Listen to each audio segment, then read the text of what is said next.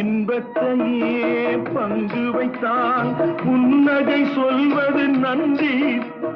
துன்பத்திலே துணை இருந்தால் கண்ணீர் சொல்வது நன்றி. வாழும் போது வருவோர்க்கெல்லாம் வார்த்தையாலே நன்றி சொல்வோம்.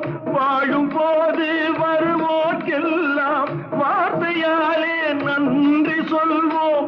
வார்த்தையின்றி போகும் போது மௌனத்தாலே நன்றி சொல்வோம். அந்த 4 பேருக்கு நன்றி, 4 பேருக்கு நன்றி, அந்த 4 பேருக்கு நன்றி. தாயில்லாத அனாதைக்கெல்லாம் தோள் கொடுத்து தூக்கி செல்லும் 4 பேருக்கு நன்றி, அந்த 4 பேருக்கு